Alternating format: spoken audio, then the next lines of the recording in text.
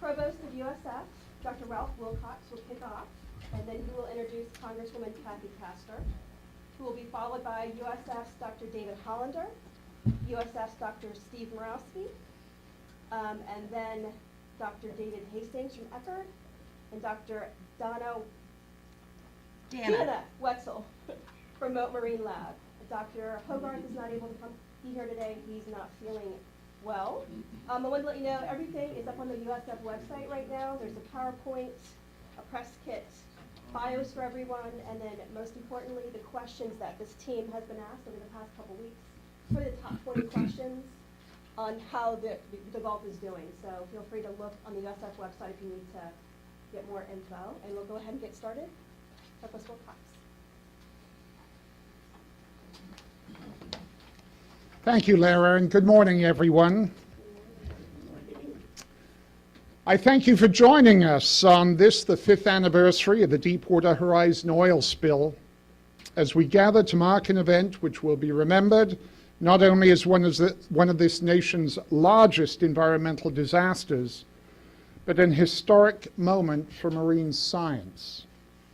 On behalf of the entire University of South Florida community, I'd like to thank U.S. Representative Kathy Castor and St. Petersburg City Council members Darden Rice and Amy Foster for joining us in marking this day, as well as representatives from the offices of U.S. Senator Bill Nelson, Florida Senator Jeff Brandes, St. Petersburg Mayor Rick Kreisman, and Pinellas County Commissioner Charlie Justice.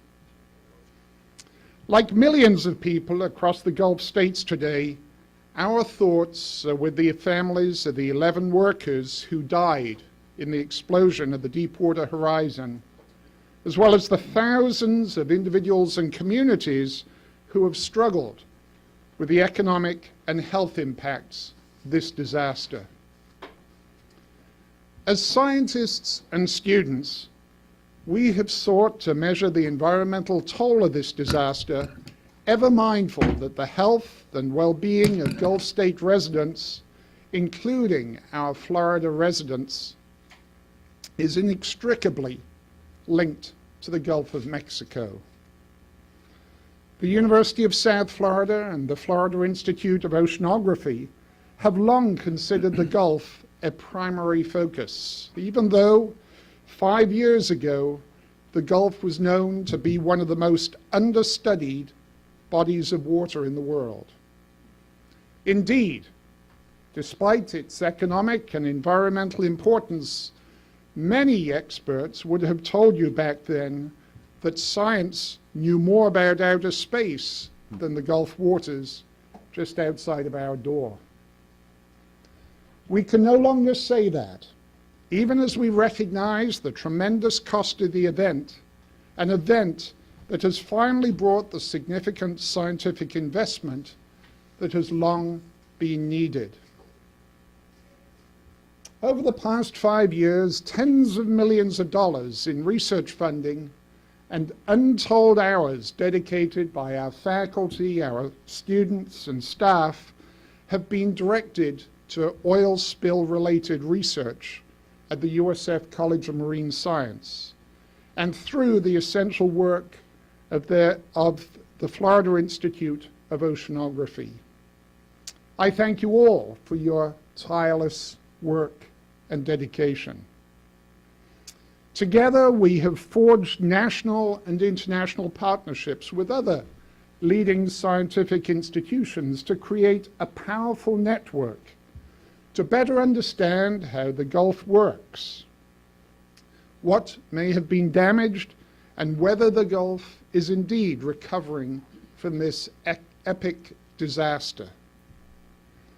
The research vessels operated by FIO and the extraordinary crews of the Weatherbird 2 and the Bellows have been non-stop providing a mobile scientific platform to gather critical scientific data to help inform our understanding. In the aftermath of Deepwater Horizon, we have witnessed one of the most extraordinary scientific efforts that Florida has ever seen, and perhaps, indeed, the nation. The work conducted has been a model of scientific and institutional collaboration. FIO alone has demonstrated the significant collective power of leveraging scarce public and private resources to maximize science in the public interest.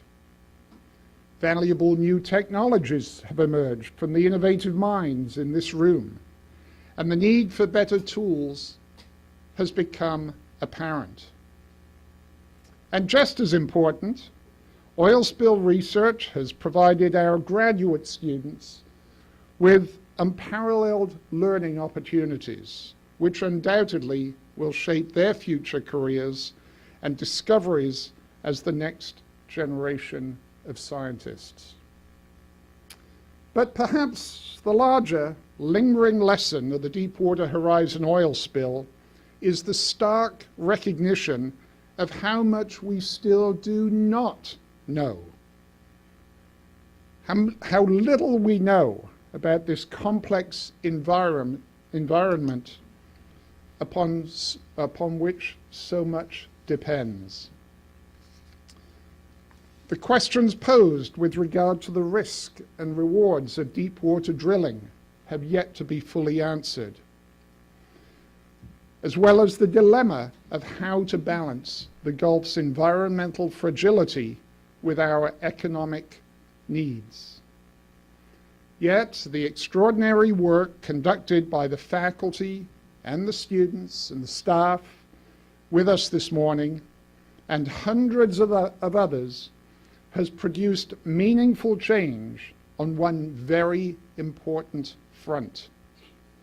Science has taken its rightful place at the center of the discussion, and no longer is the Gulf of Mexico an afterthought. Because of our rapid response to this disaster, the people of Florida and the other Gulf states were served by world-class independent institutions with only one goal: to conduct the most rigorous and credible science possible. We have done what universities do best and sought the truth free from influence.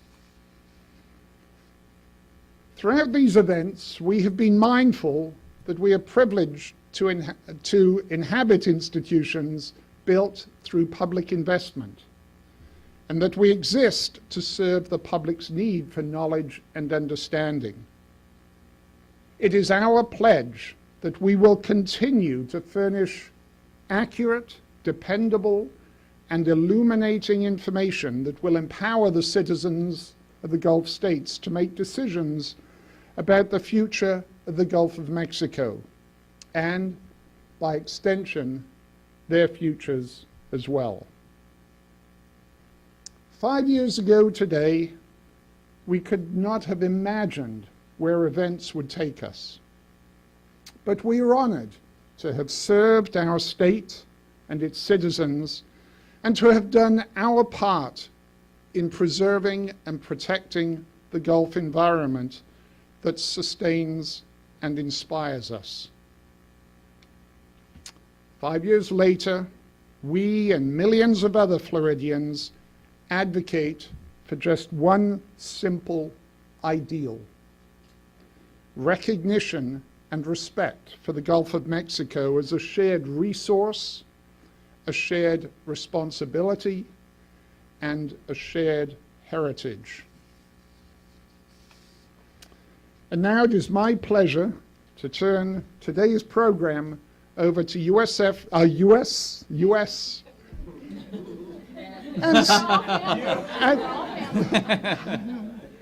much of the time, we hope, USF Representative Kathy Castor, who has played a leading role in protecting the Gulf environment and the fishermen, small businesses, and families who depend upon its health.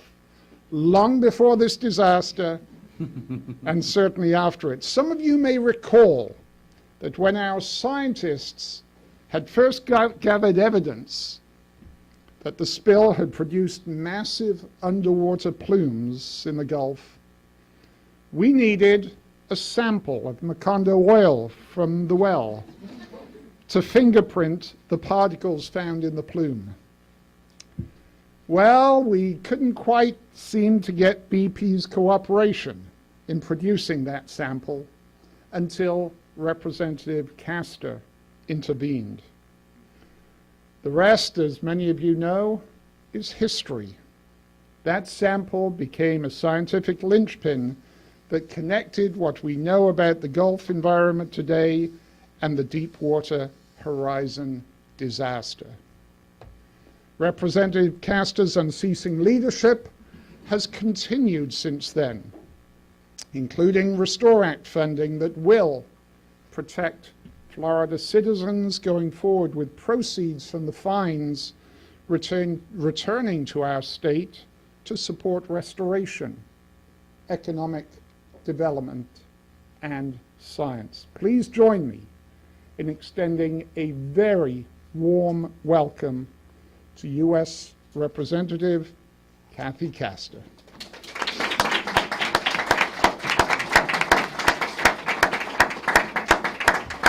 Well, good morning. And I am very proud to be the USF representative as well. You all know this is a family affair, but let me just say, 5 years later, 5 years after the worst environmental catastrophe of our lifetimes, I have such great, deep gratitude for what the University of South Florida, St. Pete, College of Marine Sciences, all of the FIO institutions have done in a very robust emergency response in the months and years afterwards.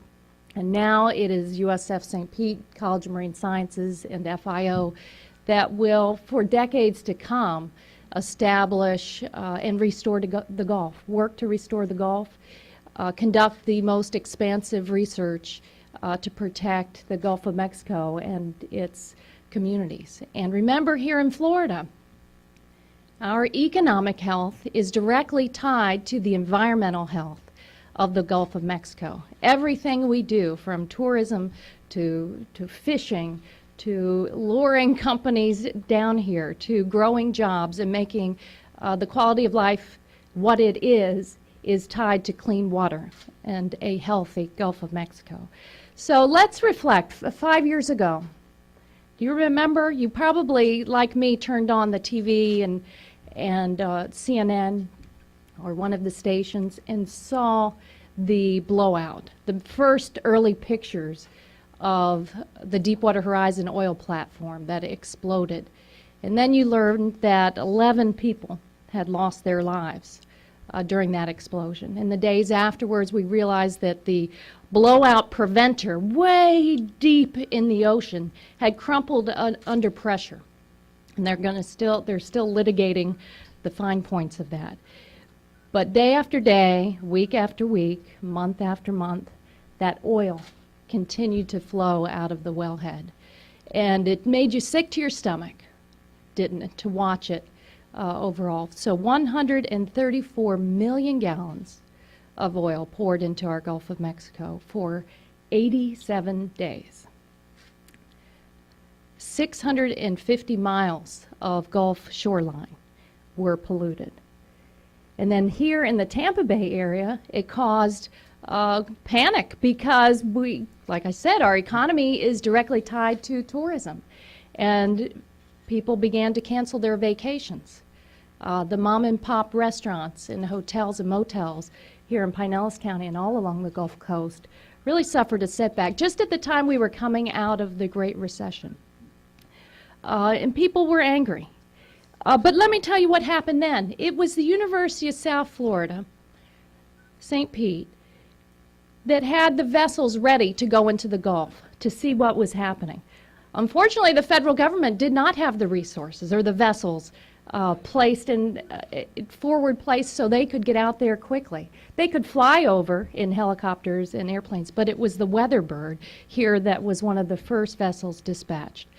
It was Dr. Bob Weisberg who was educating the entire country and the U.S. Congress on the loop current. Remember how animated he was in describing where the oil was going to go. And thank goodness for this eddy in the loop current that really demonstrated that the oil probably would not come onto the shallow shelf here in the eastern Gulf of Mexico. It was Dr. Hollander who said, I'm really fed up with BP. We've asked him for this oil sample, the fingerprint from the wellhead, to tie it to the oil samples we're collecting throughout the water column and on the beaches. So yeah, we had to knock a few heads, but he's not shy. He has a cane today, so be nice to him, or else he's a tough cookie. It was Jackie Dixon, the dean here, and Dr. Hogarth, who had just moved on as dean, who said, you know what, we believe in the research mission. This is vitally important, but we can't do this out of the goodness of our heart. There were no emergency appropriations from the state of Florida, so we went and we asked BP to pay $10 million to the FIO to ensure that the research could continue while the oil was still gushing out of the wellhead. That meant $10 million in the pockets of our researchers here at the University of South Florida and all of the related students. And then Steve Murawski came on board. He is the foremost researcher in red snapper in the fisheries. And remember, yes, we talk about an $85 billion tourism industry in Florida, but the fishing industry is a multi-billion-dollar industry as well. And it's the researchers here that are going to work to protect it, to give the information to the fishermen, the shrimpers, and to guard that fishery over time. Now, what happened since then? They finally capped the well. The Congress finally responded. They unfortunately did not respond in adopting tough new regulations for deep water drilling. The Obama administration has done some of that, but unfortunately it's temporary. Unless it's adopted as law, the next president, the next administration doesn't have to follow a lot of those regs. But what the Congress did do, at the urging of the communities here, and with the leadership of Senator Bill Nelson, and a lot of my Florida colleagues and Gulf Coast colleagues, we passed the Restore Act, because it was very important that BP be held accountable and that the fines and penalties from the disaster under the Clean Water Act go to restore the Gulf. And remember, our pledge is to restore the Gulf better than it was before the blowout. What is contained in the Restore Act is very important because it designates the Florida Institute of Oceanography and USF St. Pete College of Marine Sciences as the center for excellence for the state of Florida. In future years, they're going to talk about, yes, Woods Hole in Massachusetts, they'll talk about Scripps in California and Monterey Bay, and they're going to talk about the University of South Florida, St. Pete College of Marine Sciences, and the FIO headquarters here that brings all the institutions together. What that does is it carves out a piece of those fines and penalties to go to fund robust research in the years ahead. And that will be headquartered here, and it will be the linchpin of new jobs and research opportunities for decades to come. Transocean has already paid into that fund, and I believe FIO has received about $4 million so far. That's in addition to damages received by Florida counties of about $50 million so far. But this is just the beginning because BP, under the federal court case, has been found grossly negligent. They are on the hook for at least $13 billion in settlement. Some of that will go, it won't come all at once. It will gather interest over time and pay for these robust research efforts here at USF St. Pete. So we're just getting started. Another very impactful part of the Restore Act that the researchers in this community had a large role in was a separate category for ocean observing systems. The Gulf of Mexico, and I read this great St. Pete Times profile and another one in the Tampa Tribune this weekend, that said we didn't have the baseline data to gauge how much damage was done. Well, we're going to change that through the Restore Act because a significant part of the damages will go to a new robust ocean observing system. These are the buoys out in the water, out in the Gulf of Mexico, spread out so you can take water temperatures, which is important for the changing climate. You can understand the salinity. You'll hear from scientists on why this is important. But today, I just couldn't be prouder, 5 years later, thinking about how you all jumped in to respond so directly. You knew what was at stake. You fought for this community, and we won't forget it. And just know that because you all were here fighting for this community, you have a lot of folks that are going to be with you fighting to ensure you get the resources you need to make sure that we restore the Gulf better than it was before the disaster. Thank you very much.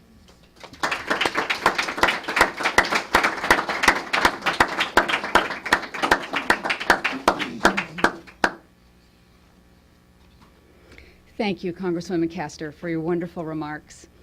I also want to thank President Genshaft of USF and Provost Wilcox for their steadfast support for our efforts to conduct the research that helps to balance responsible energy policies with the health of our Gulf and human health. For the first slide, obviously today is a very important day. This is the 5th anniversary of the Deepwater Horizon oil disaster, and it is a time to remember those that lost their lives and that were injured in the blast. It is also time to take stock of what we know now and what we still need to learn in order to protect this environment and other environments where deepwater drilling is taking place. Second slide. To emphasize the magnitude of the spill, 11 workers were killed and dozens were injured during the blast itself. A total of 4.9 million barrels of oil were released into the Gulf of Mexico. And in addition to that, 1.8 million gallons of Corexit, the dispersant, were used. The disaster has been the subject of a number of official investigations, including a presidential commission. Litigation is ongoing concerning BP and other companies that are liable under the Clean Water Act and other statutes. Today, we will be addressing 3 main questions. 1, what have we learned about the deepwater blowouts that we didn't know at the time of the spill? We will summarize the research findings from a variety of our colleagues and the researchers that are a part of the USF-led